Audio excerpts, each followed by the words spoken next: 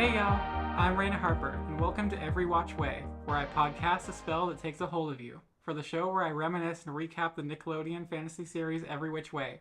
We cover each episode of the show, and I go into detail on everything relating to what happens in the show, what I remember from keeping up with it in 2014 and 15, and all the fun knowledge and commentary I can bring in with it. Last time we had a guest, and today I have another one wandered in from the magical world. It's my cousin Fiona Harper-Westmoreland. Hello. Hi. Welcome, Fiona. How are you doing? I'm doing great. I'm so happy to be here. Thank you so much for taking the time. You're someone who I've shown Every Which Way to for the first time a few months ago, right? Yes, I am. And we watched a couple more episodes today, and today we're talking about the episodes Mac-sic-cle and I Said, Upside Down, episodes 8 and 9 of season 1. So tell me first, how do you feel about this show as a whole? Have you found it enjoyable? I do. I find it really enjoyable. I think the characters are really stupid. And the whole show is pretty stupid, but I think that's what makes it fun. Yeah, but pretty charming overall. Yes. Pretty fun. And what did you think in particular of these two episodes? I think that the fact that they were short makes it more fun to watch. I feel like the story's really easy to follow, and I think that they were funny. I'm so glad. One thing you and I noted is that every scene is just cut very short. So short. And everything is just so quick. We need to show this bit, but that's one scene spread over multiple areas. Yeah, in episode 9 there's literally a part where there's 4 different scenes that are 0.1 second long. And it's just so fast, and it's so I feel like they could have done it much better, but it's it adds to the show, yes. Yeah, that's something that's held up and been a thing throughout the entirety of it. Yeah, they definitely did it on purpose. Yeah, maybe they estimated our attention spans as children accurately. I don't know. Yeah. But today with this episode, we as always pick up right where we left off in the previous one, from the cliffhanger of Lily the monkey being threatened to be taken away by animal control that's been called to the school, and Emma and Andy are desperately trying to get the situation right, keep Lily safe, and Emma trying to do a spell to reverse Maddie's spell and turn her back. As Emma's dad and animal control move in for the monkey, Andy shoos Emma away into the cafeteria where the monkey is, and Andy goes to distract him. Andy says "Oh my God, you gotta help me! I have agrizoophobia." I really thought I don't even understand how that actually means what he said it means. Agrizoophobia? Yeah, how did she even come up with that? She just maybe heard that word, or just put the word zoo and yeah, I think she just was agra. Oh, zoo because it's animals. Yeah. Phobia because it's scared. And then she holds onto his ankle. Yeah, but then it turns out it's an actual phobia. That's so funny. And of course, animal control people know that. And Andy was wait, that's a real thing. As she's trying to lie. Yeah, as she's trying to sell them that she's terrified of the animal and says her phobia, she doesn't actually believe that it's a real thing. Yeah, she did not play that off well. Yeah. And Francisco, Emma's dad, gets real frustrated with her. Why aren't you running away instead of holding on to me? Well, you're gonna hurt yourself. I feel so many times in the show, people do things like that where they act different than what they're saying, or they say something different than the way that they're acting, and everyone around them is just are you dumb? But then they don't actually act on that. They just are why is she acting so sporadically, rather than realizing that it's very obvious that what she's doing is not really. She's obviously lying. Just trying to smooth over a lie in the most awkward, obvious way possible. Yeah, that happens in every other scene. Yeah, but I think that's a real thing that's literally going to happen later, where someone says the opposite of how they mean to. We'll get to that. We'll get to that. So Emma, meanwhile, desperately tries to turn Lily back, but without being seen, appealing to Lily being human, hey, they're gonna take you away. You don't want that, do you? And so Emma tries a spell at the like right at the last second before the animal control comes in, and like the monkey disappears behind the counter. There's a puff of smoke. There's just like actual smoke. Like there's actual smoke. And then the coach walks in. Yeah, right? Like, presumably, to Emma's perspective, seeing the spell happen. But then, right as everyone comes in, like Andy and Francisco and the There's animal just control smoke come there. in, and Lily, turned back into human, pops up, like, hey y'all. Like, I've been here underneath the counter. Uh, and she doesn't know, like, she can't remember everything that happened while she was a monkey, so she's not like, where am I? Yeah, she just plays it off and takes the girls and is like, oh, we'll go, like, do something to get out of your guys' way so you can look for the monkey. Yeah, the coach Julio actually suggests that, like, why don't you take the girls away from here? And Francisco's like, yeah, the whole school's evacuated except for these two for some reason. That was pretty funny. And they were in the place that the monkey was last seen. Yeah. Again, that's happening where, like, it's very obvious that something is happening, but all the other characters around, like, are just like, oh, it's okay. Yeah. Like, they're just acting weird. Like, Well, I mean, they don't know about magic except Julio. I know, but they don't even question the fact that they're there. Right. It's pretty funny. So they leave the situation. The animal control, we find out, just leaves the school empty-handed. They never find the monkey, of course. And the Panthers go home. Katie and Sophie lay on really thick that they were like responsible for the monkey situation. Like, it was a zoo in there. It was bananas. Like, you said it like 800 times. They like very obviously implying. Yeah, and misinformation reported to the school blog on Ursula flirting with Francisco. Like, oh, Maddie's mom match with Emma's new girl's math teacher's dad, or her dad, the math teacher. Like, how is that related to the school's gossip? Well, parents of the But like, does everyone care? No, like not really anyone other than like 4 people care. Yeah, she's just the gossip. Gotta share everything. And her gossip always aligns with these people's life. No one else's. Right, and Maddie accuses her mom of trying to ruin her life and like her social reputation by flirting with Emma's dad. And Ursula insists that she's doing it mostly in order to get access to Emma's house and to get the hexer in. Then Maddie lets slip that no one's subtle. She just lets slip that she did the spell on. And then Lily. she like covers her mouth like It's like very dumbly, and she like puts her hands out and makes her eyes really wide. Yeah, but then they learn that Emma was able to break the spell, and they're like, oh my god, how'd she do that? Like, she must be getting help from the nurse. That's clear. And like, why would she want to break it if it wasn't like something meaningful to her? So then they like realized. Yeah, that was clearly part of it, and like her being under pressure, I think, was part of it too. Like acting well under pressure. Maddie comes up with a new plan to get the hexer in herself secretly. In the previous episode, Maddie's mom was like inviting, was saying that they should have a book club at Francisco's house, but Maddie instead insists that they host a book club at their house, so that Maddie can use that opportunity to go and get the hexer in by sneaking into Emma's room. Yeah, and stealing it.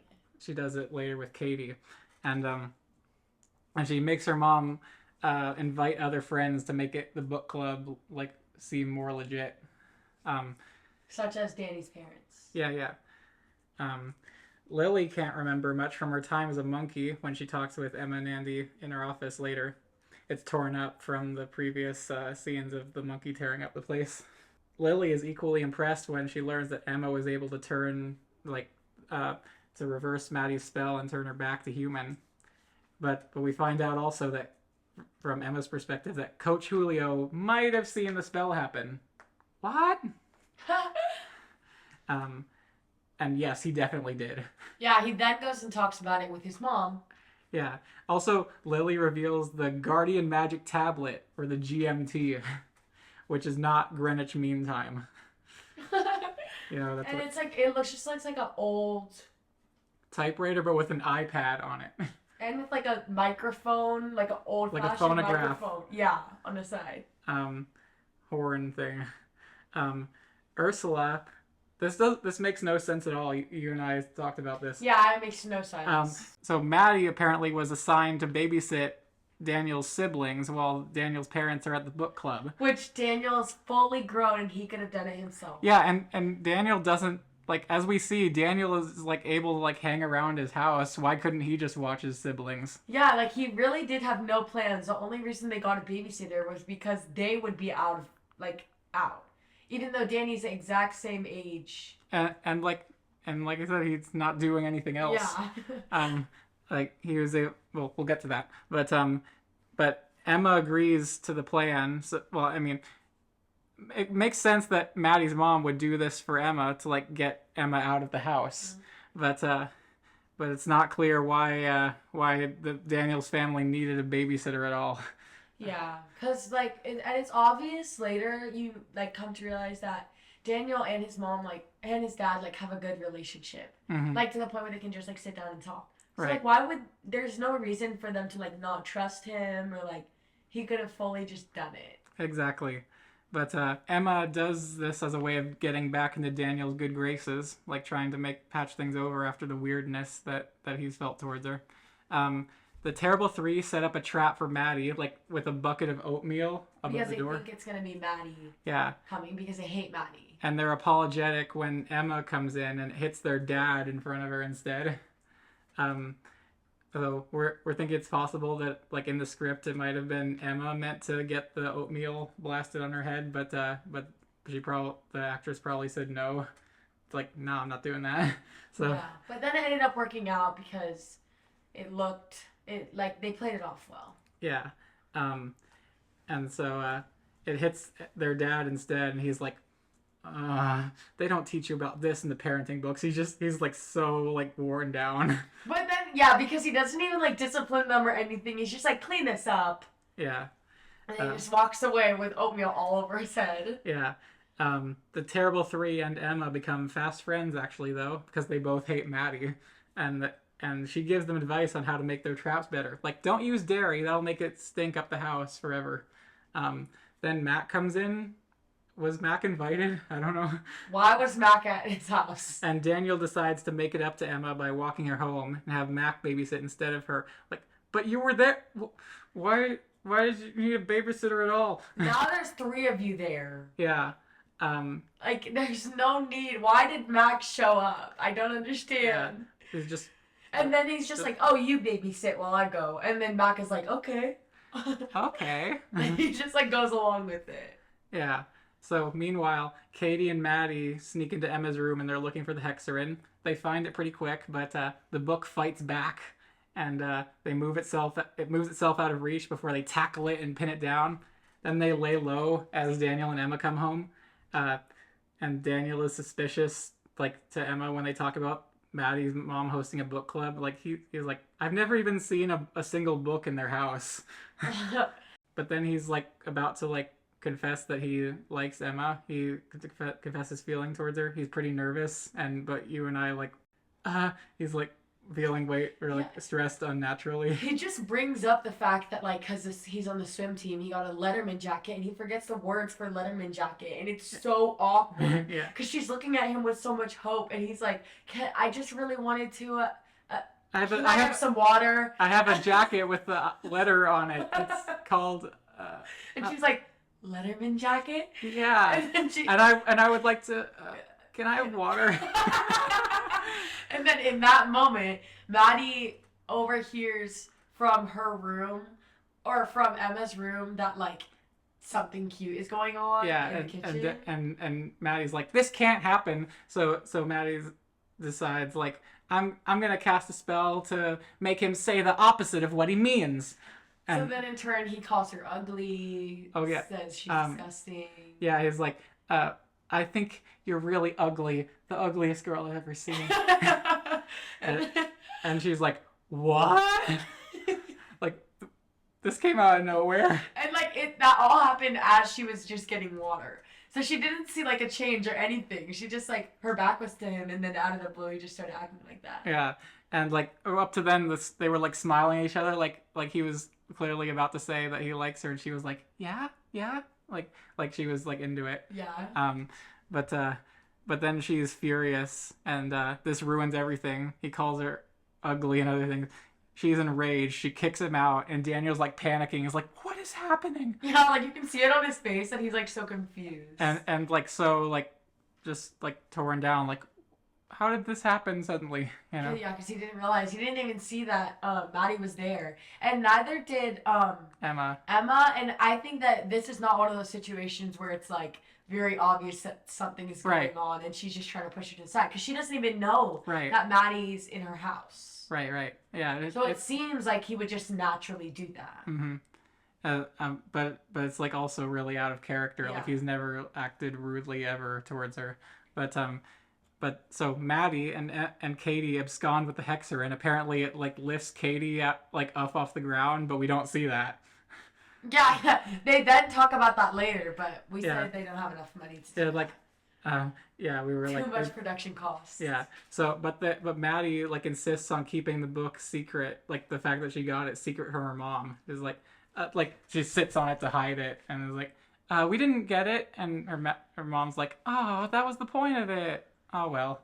Yeah, she's kind of like, dang. Okay, bye. and she's like, to her panther, she's like, you must always hold out on people. I need to know what the book has to offer before telling her about it. And then Sophie's like, well, the book is sensitive. Love it. Cuddle it. Yeah, she insists that like Sophie always says random things. She does, but she insists that the reason the book is going crazy is because it doesn't get enough love. Yeah. So she encourages her friends to take care of it. And the other two are like, whatever. They're like, sure. And we learn that Julio is the son of the principal. He tells her about the monkey situation, that it was Nurse Lily turned into a monkey via magic, and then he saw Emma turn her back. So then that's when we like find out that like he actually did see it. Yeah. And but then Julio, knowing about Lily now, like her connection to magic, he hides in her office and is looking around for clues. But then Nurse Lily comes back and is like speaking aloud to herself. I always forget my keys. Yeah, why is she talking to herself? And so he hides under a table, and then Lily notices his fingers like sticking out, and then this is a great moment. She like purposely walks over, like, I think that poster looks crooked, and walks over and steps on his fingers with her heel. Yeah, and he can't cry out or anything. So he's like, ah, underneath. Then she smiles like, all fixed now. Then like walks out, leaves, and acts like she didn't see him, even though she did, and she knew what she did. But then they have a conversation about that the next day, like where they clearly like led on to each other that they were like, know what's up. Mm-hmm. Like, hey Lily, he like leans in and is like, hi Lily, knowing about the monkey situation and about Julio's hand. And it seems like they have mutual respect, and they were like kind of flirting with each other in that scene. That seemed like smiling at each other, like. But at the same time, Lily was totally like, what happened to your hand? What happened? Oh. Well, nothing looks broken. Swim accident? What happened? Like, yeah. She was totally like, she knows what she did, and he knows what she did, but like they don't want to talk about it. Exactly. But then they like leave and like continue to smile at each other and look at each other like over and over again. Yeah, like then it's the end of the scene after a 0.1 second scene. Yeah. So Emma is left reeling from Daniel being rude all of a sudden, and like she and Andy are like, yeah, what happened? That's like so out of character.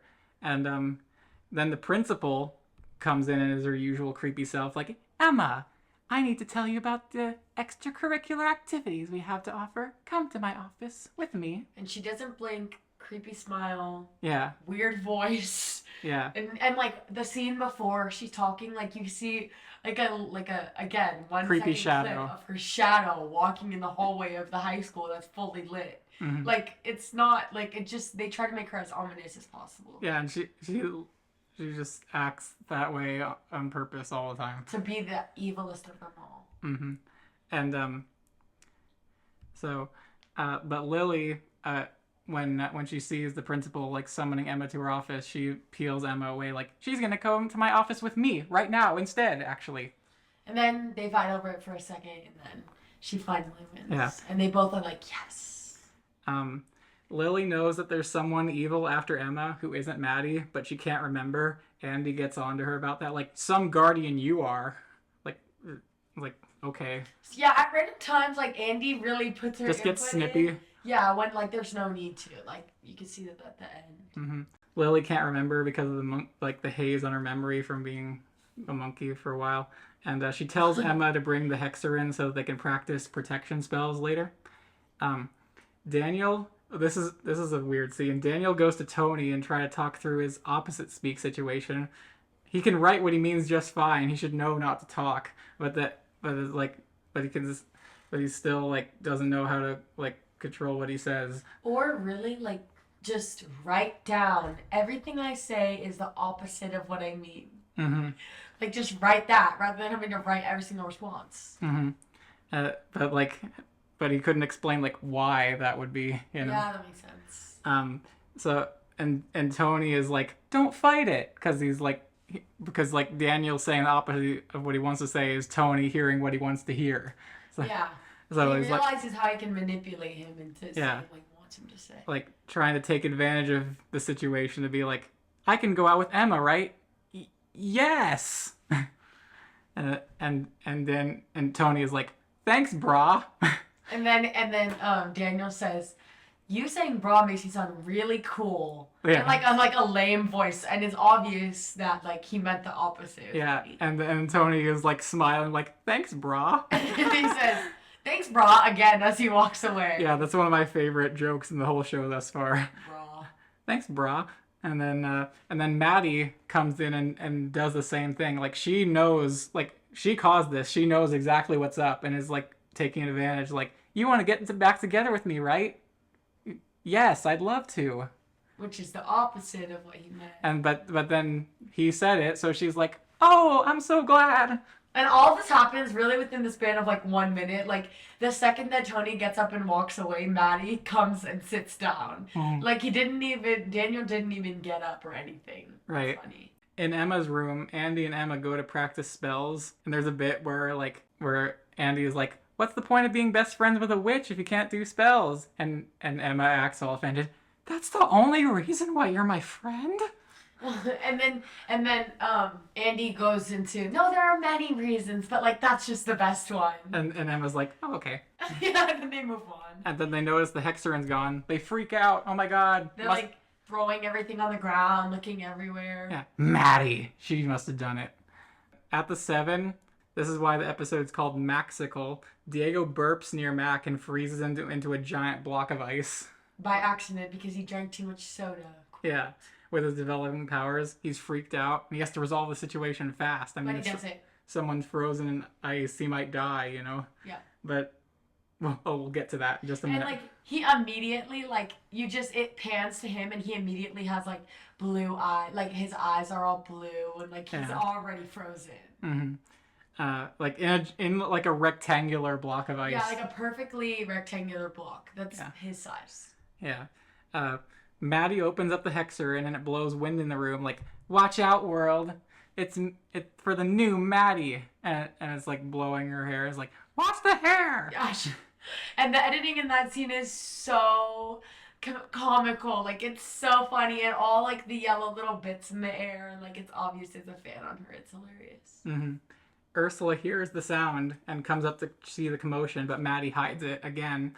Ursula says to not do any spells that especially dramatically change others' appearance or behavior. And Maddie's like, okay, I maybe have done a teensy-weensy little spell. And her mom was like, Maddie, you better reverse that. And she's like, okay, as long as you buy me my sparkly silver sandals. Yeah, it's like, you have to do something for me. Yeah, she's like, well, what's in it for moi? Like, fine. And then she gets what she wants, and so does Ursula, kind of. Yeah, she's a real spoiled child that way. And Daniel, meanwhile, has a conversation with his dad, like, in which he's silent, like, writing everything he wants to communicate. He's finally, like, learned to do that. And like his dad is a cool person. Like he was able to tell him like all the rough things that have happened, and he's able to like sort of understand, and it's like can't say what he means, and his dad tells him like try and say the opposite of what you mean, and then it'll come out right, and so it works. Daniel excitedly leaves, and Dad sarcastically says, "You're welcome." I always love jokes when like that. He's already gone. He's Yeah. like, well, you're welcome.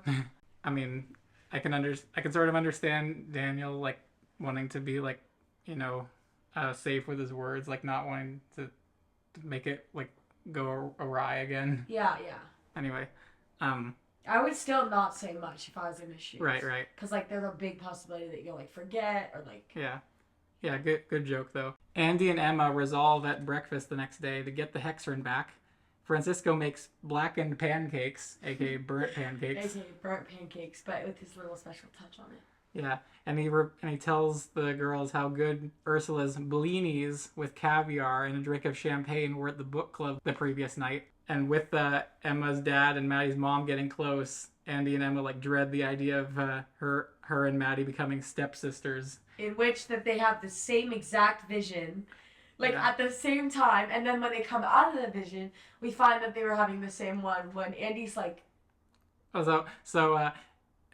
Emma imagines like a fantasy scenario where she's like a Cinderella figure and Maddie's like the evil stepsister, and Emma has to scrub the floors like being the maid, and Maddie like deliberately like is chewing sunflower seeds and throwing the shells on the ground in her like hot pink dress, yeah, like propped up on the counter like a princess. Mm-hmm. And Maddie's like all gleeful about it, and when the vision ends, Andy's like, why sunflower seeds?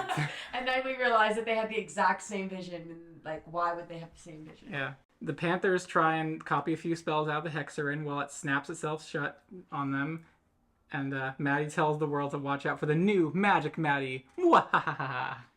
Yeah, she does. She continues to do this evil laugh multiple times, and it's pretty stupid.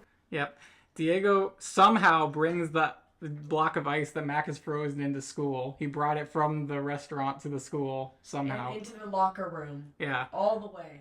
Yeah. And he confides in Coach Julio for help. Julio makes a realization that Diego is a canaille. We don't know what that means yet. Yeah, they keep referring canaille at the end, but we don't understand yet. And he gets Diego to concentrate with the fire in his fingers. Special tattoo glow on Diego's arms. You were like, whoa. I was like, he's Maui from Moana. Yeah, and it's like he really is the Avatar, like ice and fire and all that, and he can like blow wind. But yeah, so he gets Diego to concentrate and get Mac out, and like the block of ice like magically like fades away. And then it of course cuts and goes to a scene where there's just 2 chunks of ice there. And Mac is like okay and like able to breathe and speak. Yeah, like, and then he talks. He's like, says, don't never burp on me again. Yeah. Julio says like don't let on these powers to anyone. Like you gotta keep this a secret. And but then Julio tells his mom about it in a later scene. Lily tells Emma to steal the Hexerin back since spells don't work on it to get it back. And there's an awkward moment where Emma implies Lily is so much older. Like, I didn't know we were using the same references because, you know, you're so much older than me. And then she just goes on a little rant.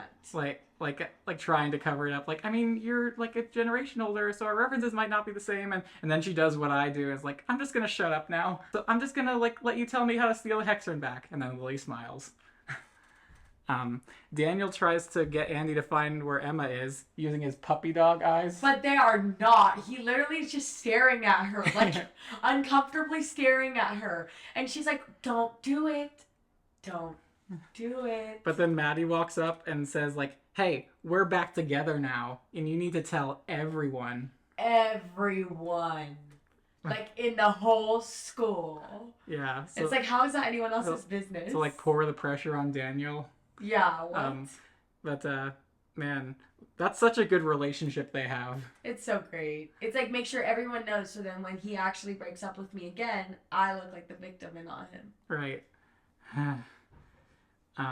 So then Maddie and Sophie confront Emma and Andy in a classroom so that Maddie can have a chance to demonstrate her new powers that she learned from the Hexerin, the new spells.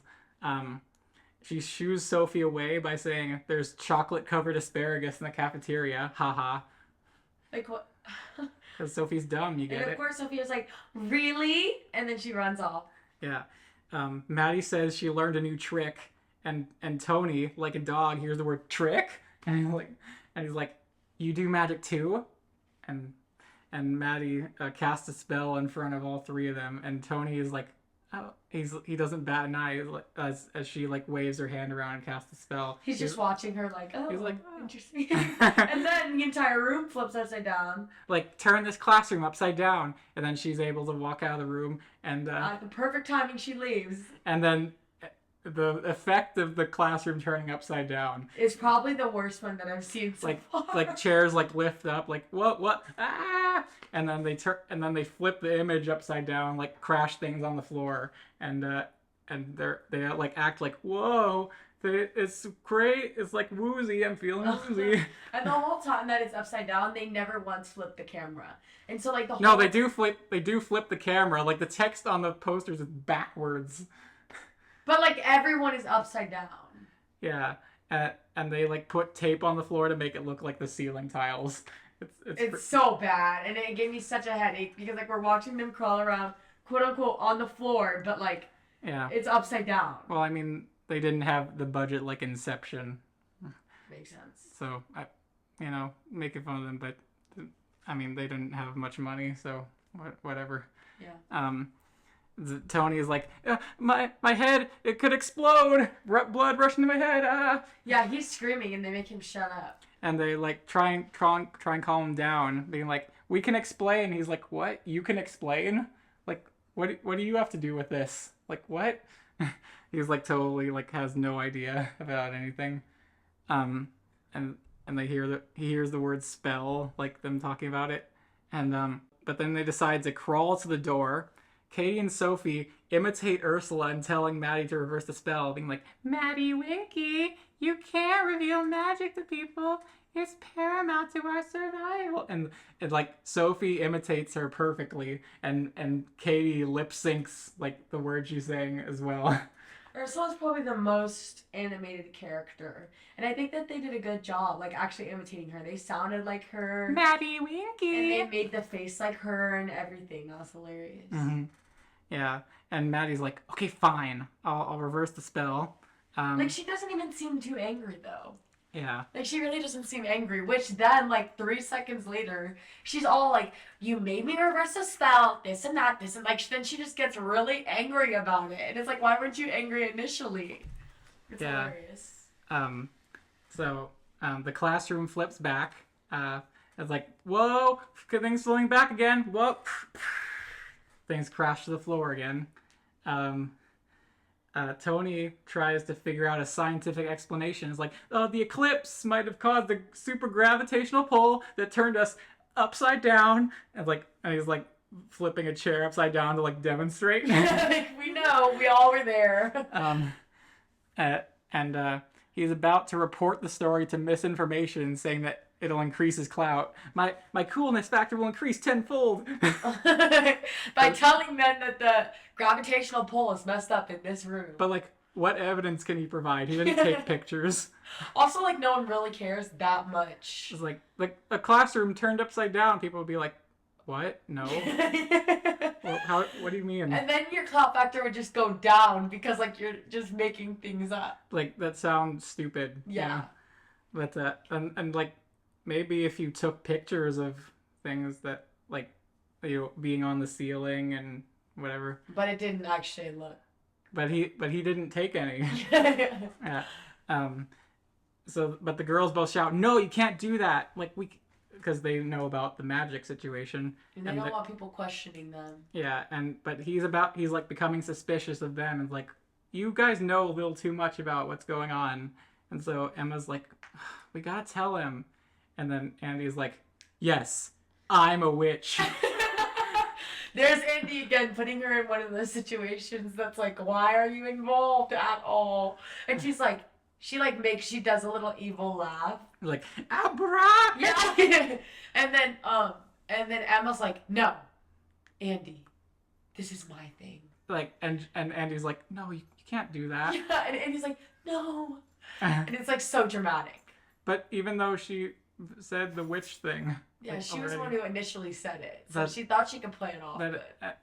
and Emma's like, Andy's not a witch. And Tony's like, yeah, I know. There's no such thing as witches. And she's like, actually, there is. and Andy's like, no, you can't. And it's like, I am a witch. Bum, bum, bum. They let someone else know. This is dramatic, isn't it? It was very dramatic. Like, overly dramatic for no reason. Yeah. Meanwhile, Julio tells the principal, his mom, that Diego's a canaille. And they know about this. We don't know too much about it yet. She worried about his unpredictability with his loyalty and honor. She's like wanting to turn him into a frog to like get him out of the way. Daniel confronts Maddie. This is a scene that we were like, oh, at. Maddie's like, I'm a witch. And he says, yes, you are. And she's like, and like looks at him and like with like her mouth wide open, like she had like just spilled something that she shouldn't have. Like she literally just did in the last episode. Yeah, and she kind of did, but he doesn't mean witch in the same way. And yeah, immediately they were like, oh my gosh, how does he know? How does he know? And then Katie they is were like, figuratively. And then Sophie was like, how dare you call him a figuratively? Man, Sophie, I theorized with another friend recently, my guest on the previous episode, that Sophie is just like acting dumb. Yeah. Like maybe they just told her to just like make things up. Yeah, probably, or that like within the universe, Sophie is just like playing dumb, like to just, I don't know, get some sort of benefit. I don't know. Which, sometimes she says really smart things, or like really sensitive things, and like knows big words. Yeah, her personality is definitely like one of those that like changes a lot. It's eccentric, haha. Yeah. Daniel confronts Maddie with like how manipulative she's being. Like, hey, you've been treating me horribly and blah blah blah. Like, you trying to get me back together with you when I clearly don't want that. And Maddie's like, I can't talk about this right now because Sophie had an allergic reaction. We got to get her home. And then Sophie plays her part. And she's like, woe is me. Oh my God, save my life. And she like has an accent now, and she's like falling on the ground, and they're like dragging her out. And she's like continuing the trend of being as obvious as possible. And Daniel's reaction to this is the funniest thing. He's just standing there with his mouth like slightly open, and he's just like staring. Like what are you on? Bye. why are you being so weird? That was hilarious. Daniel's reaction is the right reaction. It is, yeah. That's how I would react. Yeah. Lily tells Emma, once Emma tells her about like how she had to explain things to Tony, like let him in on magic. Lily's like instantly, you need to erase his memory, but if you don't have the right spell with the hexarin, then the spell might erase like his entire memory of his whole life. Which is a problem because they don't even have the hexarin. And that's also just terrifying because even if she does it with the hexarin, there's so many risks. Yeah, and Emma's like, no, I can't do that. Like, I bet she'd be willing to like erase his memory of the magic thing, but like with the risk of like erasing his entire like memory of his existence, she's like, no, I can't do that. I'm sure if I just talked to him, he'd keep the secret. And Lily's like, Emma, you're just too nice as a witch sometimes. And then Andy gives her one of her little like.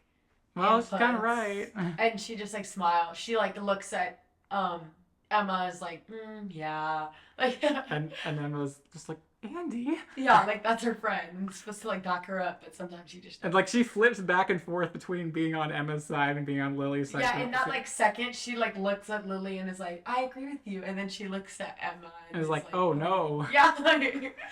And then Ursula catches Maddie in the lie of not having the hexarin. Like, I found this. and Maddie's like, what do I do? Oh no, you caught me. But like at that point, she hadn't really done anything other than the upside down room and the lying. Yeah. in the last scene of the episode, Daniel comes to visit Emma through her window. He's like actively like leans in the window and is like about to step in. He goes ow, and that alerts Emma, and she's like, what are you doing? Like, you're just trying to sneak in my room? Like, she calls him a stalker. Yeah. But Daniel's like, desperate times call for desperate measures. Like, you wouldn't answer my calls, and your dad kept slamming the door on me. So I had to try and get in through your window. He could have at least been like, knock knock, or like, can I come in, or whatever. Like, say hi. Or like, excuse. Yeah. Like anything. But then he tries to explain himself. I was like, I couldn't last night I felt like I had a spell over me, and she's like, okay. And she immediately says, oh, no, that's not one of mine. Also, I don't even have spells. Like, what are you talking about? Like, I didn't do anything. Yeah. She, like, immediately starts deflecting when it's like, girl, it wasn't you. Yeah, and Daniel says she's, like, you're quirky, you're cheesy, and you definitely talk a lot. And she's like, okay. Like, and then he's like, well, I can't say anything right lately, but I just want to say, I think I can say what I mean now, so I'll say, I really like you, and I want to go out with you. And Emma's like, yeah, like she's actually into it. Like, yeah, I like you too. Like she's understanding probably that Maddie caused the situation earlier, and is like, yeah, Daniel, I like you too. I think we patched things up, but if we're gonna go out together, I need to come clean to you. Like, literally the scene after Lily said that if you let people in on magic, you have to erase their memory. Possibly the memory of their entire life. And, like, this is right after that conversation. Great job, Emma, for spilling absolutely everything about magic to as many people as you can. But she's, like, hesitant. Like, I need to tell you, like, something big. And then that's right there where the episode ends. And so we're left on a cliffhanger. What's gonna happen there? Like, I'm about to tell you something. Bum, bum, bum. Will she tell him that she's magic and she's a witch? Or will she be like, I've liked you forever? Like, will she just deflect and make something up? We'll see. That's where our episode ends. Next up is the episodes I Guana Dance With You. And then after that, I Guana You Back. Something with an iguana involved. But that's where we end off. So, Fiona, is there anything else you want to say in general about what we watched, or opinions or anything? Thank you for having me, and it was super fun, and yeah.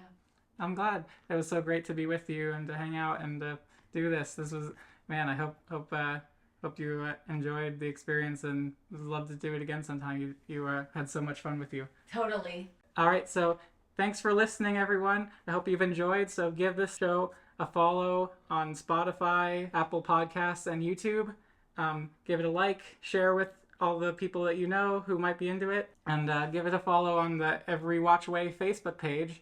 And I'm still working on trying to set up a Blue Sky page for EveRe-Watch Way as well. So in the meantime, stay safe, have a wonderful week, and finally, best magical wishes!